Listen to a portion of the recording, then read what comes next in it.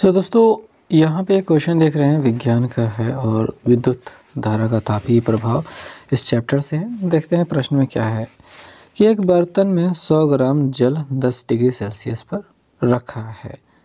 इसमें 42 ओम प्रतिरोध का एक तार डालकर 2 एम्पेयर की धारा 5 मिनट के लिए प्रवाहित की जाती है। तो यदि बर्तन का जो ऊष्माधारिता है वो 50 कैलोरी प्रति डिग्री सेल्सियस यहाँ पे होना चाहिए था, पता नहीं क्या लिख दिया गया है, हो तो जल का ताप में वृद्धि ज्ञात कीजिए। जल का विशिष्ट ऊष्मा 1 कैलोरी प्रति ग्राम डिग्री सेल्सियस यहाँ पे दिखाई दे रही है। आपको मैं इस प्रश्न को समझाना चाहूँगा कि एक बर्तन है, ऐसा आप बर्तन मान सकते हैं, ठीक है। इसमें पानी भरा हुआ है। कितना पानी भरा है? 100 ग्राम भरा है, 10 डिग्री सेल्सियस पे भरा है। इस बर्तन की भी एक धारिता है 50 कैलोरी प्रति डिग्री सेल्सियस हम ले सकते हैं, यानी कि 1 डिग्री सेल्सियस का ताप बढ़ाने के लिए हमको 50 कैलोरी ऊष्मा देनी होती है। ये होती है बातें। अब इसमें जो पानी भरा है उसकी मात्रा, इसका तापमान हो गया। अब इसमें एक तार डाल दिया जाता है, एक तार है जो डाल दिया जाता है और बिजली से छुआ दिया जाता है, ठीक है।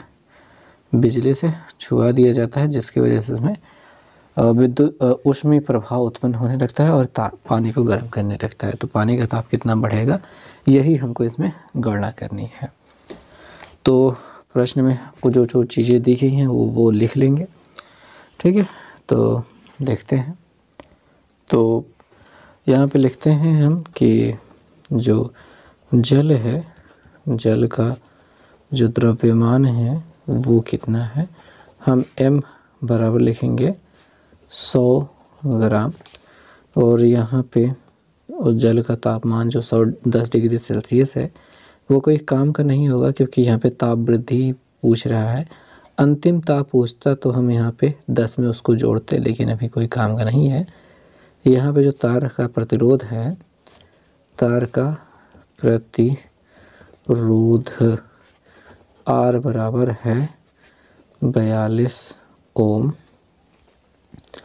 जो धारा बह रही है तार में, I बराबर हम कह सकते हैं कि 2.0 एम्पियर का मतलब सीधे सीधा होता है 2 एम्पियर, ठीक।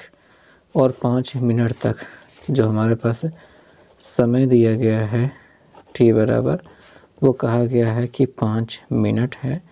और 5 मिनट को हम, मिनट में कोई काम होता नहीं हमारा, बिना सेकंड में बदले तो 60 से गुणा कर देंगे, 5 अंक 30 सेकंड, यहाँ पे 300 सेकंड प्राप्त हो जाएगा, ठीक है। और बर्तन की ऊष्माधारिता वो भी लिख लेते हैं। बर्तन की ऊष्माधारिता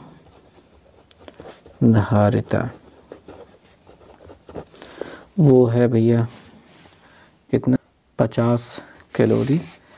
अच्छा, 50 कैलोरी प्रति डिग्री सेल्सियस, 50 कैलोरी प्रति डिग्री सेल्सियस कह देने, ऐसा डिग्री सेल्सियस, ठीक है। ये भी बात है। और यहाँ पे जल का विशिष्ट ऊष्मा दी गई है। जल की जो विशिष्ट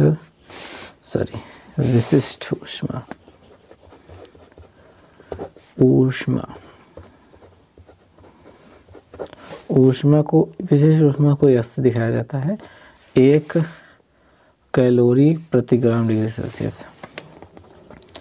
कैलोरी प्रति ग्राम डिग्री सेल्सियस हो गई बात है। अब हमको यहाँ पे याद करना है कि जो तार में इतना करंट धारा दिया गया है तो इससे कितनी ऊष्मा उत्पन्न हुई, ठीक है।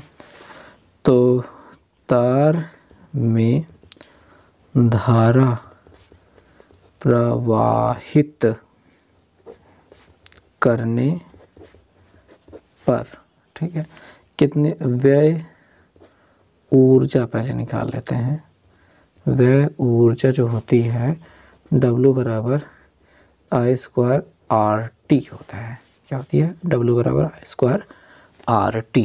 और यहाँ पे जो ऊष्मा निकलेगी यही आपकी कैलोरी में चेंज हो जाएगी, तो उसको भी हम करेंगे। फ़िलहाल इसको कर लेते हैं।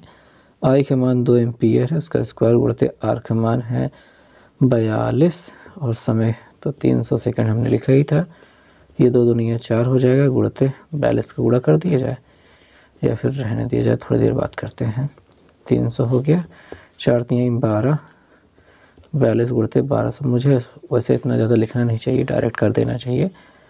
0 0 12 दूनी 24 को 4 हाथ से लगे 2, 12 दूनी 24 छः 12 को 48, 48 2 50, यानी कि इतना अपनी ऊष्मा उत्पन्न हुई है, ऊर्जा उत्पन्न हुई है, ऊष्मा नहीं। और ये जूल में रहेगी। हम यहाँ पे उत्पन्न ऊष्मा निकालेंगे, ऊष्मा ऊष्मा।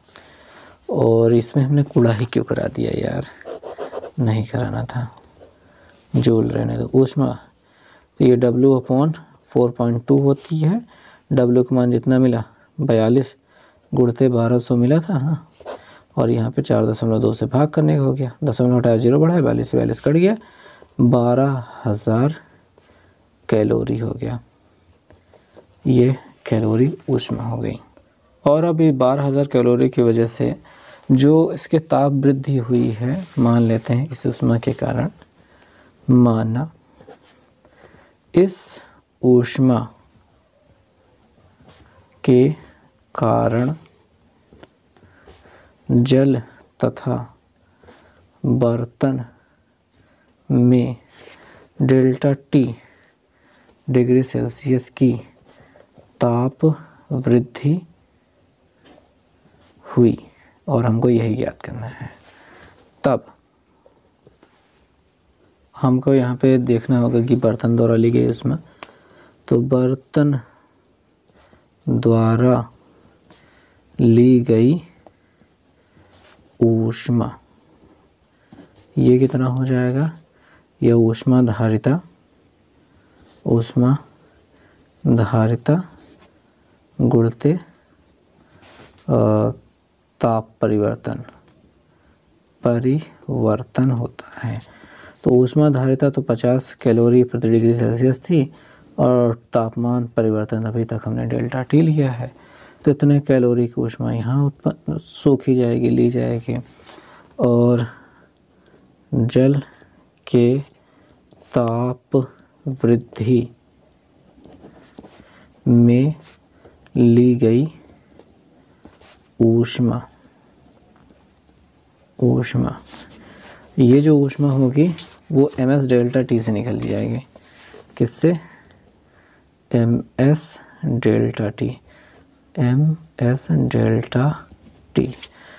क्या होता है? द्रव्यमान होता है, जो कि 100 ग्राम पानी का था। s क्या हुआ? जो 1 लिखा गया था। डेल्टा T के मान डेल्टा T ही रहेगा, जोड़ने पर गुणा करने पर 100 गुणते डेल्टा T हो जाएगा। तब क्या होता है, ली गई ऊष्मा बराबर होते हैं, ली गई ऊष्मा बराबर दी गई ऊष्मा, ये होता है, दोनों बराबर होती हैं। ली गई ऊष्मा की बात करें तो ये दोनों थी 50 डेल्टा T और प्लस 100 गुणते डेल्टा T, और दी गई ऊष्मा तो यही जो 12,000 कैलोरी थी, बस यही है, 12,000 लिख दिया जाएगा। यहाँ पे डेल्टा T कॉमन हो रहा है, 100 और 50 जुड़ जाएगा, 150 डेल्टा T हो जाएगा बराबर 12,000। और डेल्टा T यानी हमको तापमान में जो वृद्धि हुई वही तो ज्ञात करना है, उसके बराबर 12,000 बटे 150 हो जाएगा। 0 0 कट जाएगा, 3 से काट देंगे, 3 5 15, 3 चौके 12, कितना हो रहा है, 5 से काट देंगे, 5 8 40, 0 हो जाएगा। तो ताप में परिवर्तन जो होगा वो 80 डिग्री सेल्सियस का होगा। ठीक है, तो ताप वृद्धि हो गई है, 80 डिग्री सेल्सियस बढ़ जाएगा।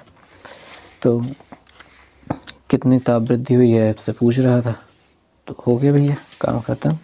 यहाँ पे लिख दो ताप वृद्धि।